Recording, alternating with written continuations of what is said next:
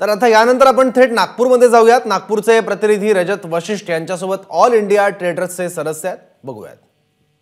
नक्कीच अर्थमंत्री निर्मला सीतारामन यांनी अंतरिम बजेट सादर केल्यानंतर एक संमिश्र वातावरण किंवा संमिश्र प्रतिक्रिया जी आहे ते आपल्याला पाहायला मिळतात। मी नागपुरात confederation of all India traders या म्हणजे जे व्यापाऱ्यांची एक अत्यंत महत्त्वाची भारताची संस्था आहे त्याच्या कार्यालयामध्ये आणि माझ्यासोबत बरेचसे विविध व्यापारी संघटनांचे व्यापारी नेते आहेत, पदाधिकारी आहेत। भरतीजी, अंतरिम बजेट होता त्यामुळे फारशा घोषणा नाही आहे, कराच्या दरामध्ये कुठलाही बदल नहीं है। व्यापारी जग या अंतरिम बजट ला कसं पाहत है? देखिए, अंतरिम बजट है, उसको अंतरिम बजट के हिसाब से ही देखना चाहिए। बहुत बड़ी अपेक्षा नहीं होते हुए भी वित्त मंत्री ने 2047 में भारत कैसा रहेगा, सरकार किस दिशा में आगे जाएगी, कहाँ कहाँ सहूलियत देंगे। आप देखिए, सोलर रूफटॉप की बात किया है या इनकम टैक्स में 25,000 तक का सरकार छोड़ने तैयार है। इसका मतलब क्या है? गरीब युवा, महिला सबकी तरफ ध्यान, अन्नदाता की तरफ ध्यान दिया है। ये चीज़ें बताता है कि देश आगे जा रहा है। जब रेलवे कॉरिडोर की बात किया है तो ट्रांसपोर्टेशन सस्ता हो जाएगा, फास्ट हो जाएगा, तो इसका भी बहुत लाभ पूरे देश को मिलेगा। ये बजट किसी विशेष को ध्यान में रख के न बनाते हुए, ये देश को ध्यान में रख के, देश के भविष्य को ध्यान में रखते हुए ये बजट का भाषण सामने आया है। जैसा भाषण है ऐसा ही जुलाई में हमें बजट मिले, ये हमारी अपेक्षा है। व्यापारी वर्गाला काही लाभ होऊ शकेल अशा काही तरतुदी दिसत आहेत का या बजेटमध्ये? हे अंतरिम बजेट असल्यामुळे तर मला काही अजून व्यापारीची स्पष्ट भूमिका दिसत नाही, कारण की मी एक कृषी व्यवसायाशी निगडीत आहे। तर आता हे जी नवीन तंत्रज्ञान काढलेलं आहे की सीतारामन मॅडमनी सांगितलं की नॅनो DAP आणि नॅनो युरिया, तर हे बरंच चांगलं आहे भविष्याकरता, कारण की याच्यामध्ये पुष्कळसं ट्रान्सपोर्टेशन आणि आपलं फ्युएल वाचेल आणि एक शेतकऱ्याला त्याचा चांगला फायदा होईल। त्याच्या ड्रोनद्वारे याचा स्प्रे असल्यामुळे ते सगळं शेतामध्ये पिकामध्ये, उभ्या पिकामध्ये व्यवस्थित ते स्प्रे झाल्यानंतर त्याचे फायदेसुद्धा चांगले होतील। परंतु मला एक असं म्हणायचं आहे की या आता हे तर अंतरिम बजेट आहे, आता त्यांची तर एवढी अपेक्षा आहे की जुलैमध्ये आम्ही नक्कीच बजेट पेश करू आम्ही, असं मॅडमने जे सांगितलं योग्य आहे। तर आता MSP प्राईजवर जेव्हा शेतकऱ्यांचं सगळं पूर्ण भारतामध्ये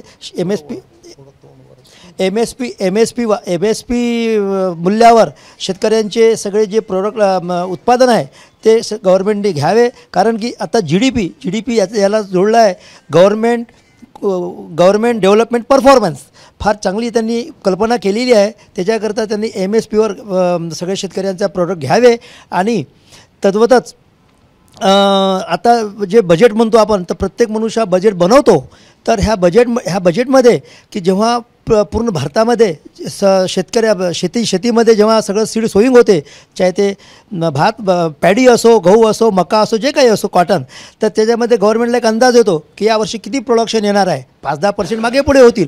त्यानुसार त्यांनी आपली इम्पोर्ट आणि एक्सपोर्ट अशी हे अन्नधान्याची पॉलिसी, शेतकऱ्यांच्या प्रोडक्टची पॉलिसी बनवावी, त्याच्यामुळे शेतकऱ्याला तिथे चांगलाच फायदा होईल। ज्ञानेश्वरजी, व्यापाऱ्यांच्या दृष्टिकोनातून काय दिसतंय? आपण किराणा व्यापाऱ्यांचा प्रतिनिधित्व करता, हे जे काही पायाभूत सुविधा असतील किंवा लोकांच्या हाती जास्त पैसा राहील शिल्लक, अशा काही व्यवस्था केलेल्या आहे व्यापारामध्ये, व्यापार जगामध्ये तो पैसा रोटेट होऊन येईल अशी अपेक्षा आहे?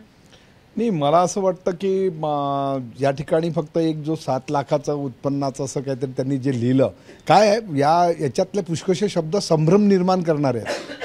ते असं सत्य सांगणारे नाही आहेत की हमखास अशा प्रकारचा कुठला तरी फायदा हा सर्वसामान्य माणसाला, ग्राहकाला किंवा व्यापाराला होईल असं कुठेही असा अंदाज त्या बजेटमधून होत नाही। आणि शेवटी कसं आहे, अंतरिम बजेट असल्यामुळे त्यांना ज्या निवडणुका सामोर येणार आणि ते म्हणतात की बा आम्ही या ठिकाणी पुढचं बजेट जे येईल तर त्या पुढच्या बजेटचा एक नकाशा त्यांनी दाखवलेला आहे।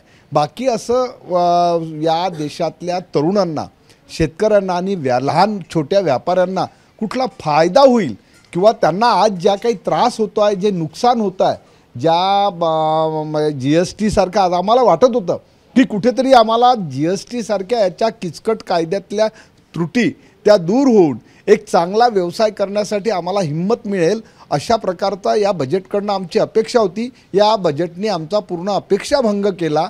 कुठलंही याच्यातून आम्हाला हे मिळालं नाही आहे. कसं आहे, स्वप्न दाखवणं सोपं आहे, पण स्वप्नात जगण्यापेक्षा प्रत्यक्षात जगण्याचा वास्तविकता या बजेटमध्ये मला दिसत नाही. फारुखभाई, ज्या पद्धतीने निवडणुकीपूर्वीचा हा अंतरिम बजेट आहे, अखेरचा बजेट आहे, कुठंतरी जे टॅक्स स्लॅब्स आहेत त्याच्यामध्ये सर्वसामान्यांना रिलीफ दिलं जाईल अशी एक अपेक्षा होती. एक कुठेतरी धाडस, हिम्मतच म्हणावी लागेल की टॅक्स स्लॅबमध्ये कुठेही बदल केलेले नाही, आणि याच्या माध्यमातून बदल केले नाही म्हणून बाजारामध्ये काय परिणाम होऊ शकतील व्यापाराच्या दृष्टिकोनातून? देखिए, आपने बहुत सही सवाल पूछा है. असल में अभी फ़िलहाल जिस यानी स्थिति से जो है मार्केट में जैसा गुजर रही है पूरे व्यापार, उसमें हम चाहते थे कि बहुत सी जो है जीएसटी में भी एमनेस्टी स्कीम आवे. बहुत सी चीज़ें ऐसी थी कि भाई कॉरपोरेट जो है कंपनी जो है वो फर्म को जो है वो 30% लगता है, और प्राइवेट और दूसरी जो है वो कंपनी को अपने कंपनी को 25% लगता है, दूसरों को 30%. हम चाहते थे दोनों का एक ही रेशियो है.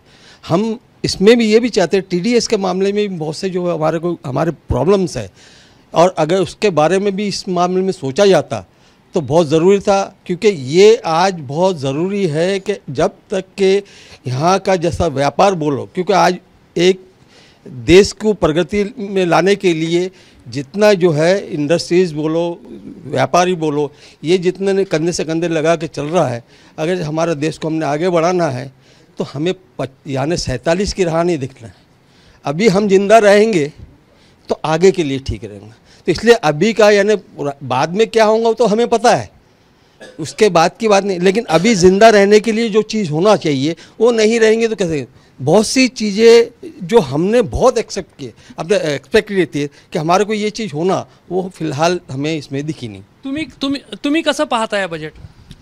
बजट बहुत अच्छा है. आगे की जो भविष्य की सोच की है वो यही सरकार कर सकती है.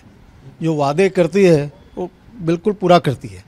अभी तक रेलवे का, रोड का सब किए ही है ना, इसके पहले कहाँ हुआ, और आगे भी होगा. हमको पूरे धनशिवकरजी, तुम्ही कसं पाहता या बजेटला? बाजारामध्ये उत्साह निर्माण करू शकेल? अंतरिम बजेट होता, फारशा गोष्ट नाही आहे, मात्र बाजारामध्ये, शेअर बाजारामध्ये तर आता फारशी काही प्रतिक्रिया येत नाही आहे, पण येणाऱ्या काही दिवसामध्ये बाजारामध्ये काय या बजेटच्या माध्यमातून पैसा येऊ शकेल, खरीददारी लोकांची वाढू शकेल, क्रयशक्ती लोकांची वाढू शकेल, आणि त्याच्या माध्यमातून बाजारामध्ये तेजीचा वातावरण येऊ शकेल? माझा देश चांगल्या स्थितीत आहे, आणि मी 2047मध्ये जेव्हा शताब्दी वर्ष येईल अजून चांगल्या स्थितीमध्ये देशाला नेईल, ही भावना ठेवून सादर केलेलं हे बजेट आहे. तर निश्चितपणे 20 वर्षामध्ये प्रगती करण्याची शक्ती यांनी कुठेतरी स्वतःमध्ये हिम्मत दाखवली आहे, कुवत दाखवली आहे, आणि त्या पद्धतीचं ते करूनसुद्धा दाखवतील हे त्यांनी मागच्या 10 वर्षात ज्या पद्धतीच्या सर्व योजना राबवल्या त्यावरून दिसते. तर निश्चितपणे व्यापारामध्ये उत्साहच राहील, कुठेही निराशेचं वातावरण राहणार नाही. थोड्या बहुत अपेक्षा GSTच्या बाबतीत होत्या, नव्हत्या असं म्हणायचं काही कारण नाही, आणि करायलाही पाहिजे होत्या. अंतरिम बजेट जरी असलं तरी जर ज्या व्यापाऱ्यांच्या माध्यमातून तुम्ही टॅक्स कलेक्ट करता तो व्यापारी जर नाखुश असला तर तुमच्या कलेक्शनमध्ये निश्चितपणे कुठेतरी फरक पडेल. तर त्याला खुश करण्यासाठी किंवा त्याच्या खऱ्या अडचणी दूर करण्यासाठी यांनी या बजेटमध्ये प्रोव्हिजन्स दाखवायला पाहिजे होत्याच.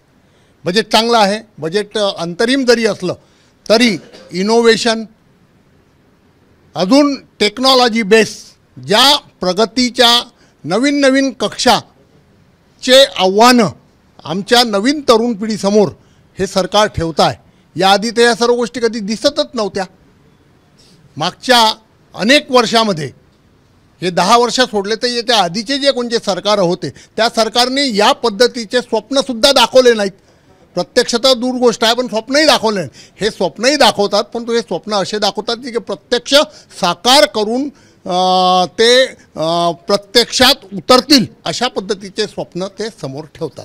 तर काहींना बजेट चांगला वाटतंय, अंतरिम बजेट जरी असला तरी काहींना चांगला वाटतंय, मात्र प्रत्येक व्यापारी हेच सांगताय की टॅक्स स्लॅब आणि खास करून GST संदर्भात काही दिलासा मिळेल अशी अपेक्षा होती, तो दिलासा मिळालेला नाही आहे. मात्र मोदी सरकारने मागील काही वर्षात ज्या पद्धतीने परफॉर्मन्स दाखवलेला आहे त्यामुळे एक 2047 पर्यंतच्या भारतासंदर्भात जे काही स्वप्न दाखवले जात आहे त्यावर नक्कीच बहुतांशी व्यापारी जे आहेत ते विश्वास ठेवायला तयार आहेत, असंच एक चित्र आपल्याला पाहायला मिळतंय.